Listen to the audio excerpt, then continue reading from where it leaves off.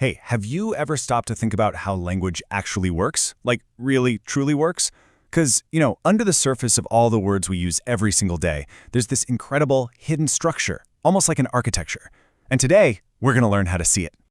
All right, let's just jump right in. Think about this for a second. Why does slithering snake sound so much, well, sneakier than something like creeping reptile?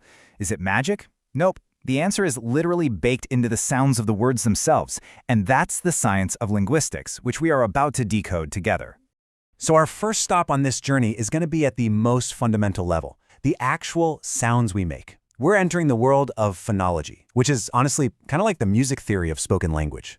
Yeah, so if language is this grand, sweeping symphony, phonology is the study of every single individual note. It's the system that basically governs which sounds we use, how we're allowed to combine them, and how those combinations create meaning. It's the hidden rulebook that tells us why a word like blick could totally exist in English, but bnick, well, bnick just sounds wrong, right? That's phonology at work. Okay, probably the best way to get your head around this is with an analogy.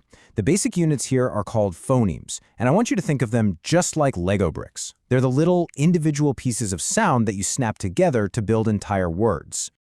So the official definition is that a phoneme is the smallest distinctive unit of sound, and that word distinctive is absolutely crucial. It means that if you just swap out one of these tiny little sounds, you can change the entire meaning of a word. Let me show you what I mean. Let's see this in action. It's pretty cool. Take the words pin and bin. I mean, they sound almost identical, don't they? The only tiny difference is that first sound, the p versus the b. That one little change, one phoneme swap, gives you a completely different word. That's how powerful these little guys are. You can actually feel this for yourself right now. Seriously, try it. Put your hand right in front of your mouth and say the word top. Go on. Feel that little puff of air? Okay, now say stop. The puff is gone, right?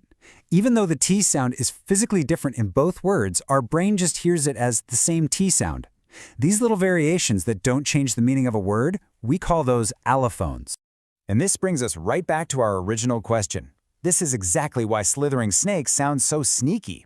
You see, poets and writers, they are masters of phonology. That phrase is just packed with what we call sibilants, that repetition of the S sound, to create that hissing, sneaky effect. And they do the same thing with plosives, those hard P, B, and T sounds, to build tension or create impact. It's basically sound engineering for emotion.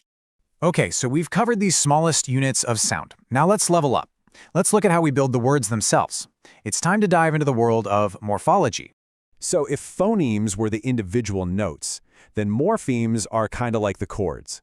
See, morphology is the study of how we construct words from smaller, meaningful units. It's all about word architecture, how all the pieces fit together. And that smallest unit of meaning is called a morpheme. Now, this is really important. It's not the smallest sound. It's the smallest piece of a word that still carries some kind of meaning or grammatical job. For example, in the word cats, you've actually got two morphemes. You have cat, which means, the furry animal, and you have s, which means more than one. Both pieces have a job to do. Now, morphemes basically come in two main flavors. You've got your free morphemes, like the word kind. They're independent, they can stand all by themselves as a complete word. But then you have bound morphemes, like the prefix un or the suffix ness. These guys are a little needier. They have to be attached to a free morpheme to make any sense. I mean, you can't just walk around saying ness, right? And this is where the real magic starts. We can literally build new words just by adding these morphemes. This process is called derivation. It's like a recipe. You start with a root word, say the adjective happy. Then you add a bound morpheme like ness, and boom, you've created a totally new word, happiness, which is now a noun, just like that. And this example perfectly highlights the two main things we do with morphemes. On one hand, you have inflection. That just tweaks the grammar, like making dog plural by adding an S to get dogs. It's still a dog, just more of them. But then you have derivation, which is what we just did. That creates a brand new word or changes its class, turning the adjective happy into the noun happiness. So, why does any of this matter?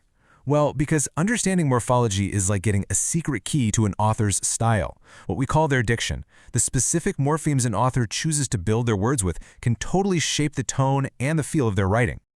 Take this classic example, a line from John Milton's Paradise Lost.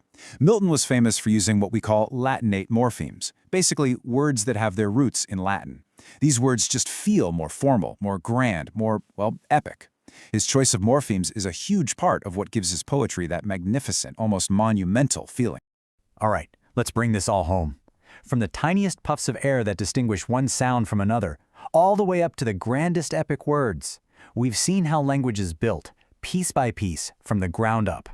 So what you have now is a brand new toolkit. It's almost like having X-ray vision for language. Seriously. From now on, when you hear a phrase like slithering snake, you won't just hear it. You'll see the sibilants. When you read a word like unhappiness, you'll see the 3 different morphemes all stacked on top of each other. You're not just a user of language anymore. You can now see the architecture.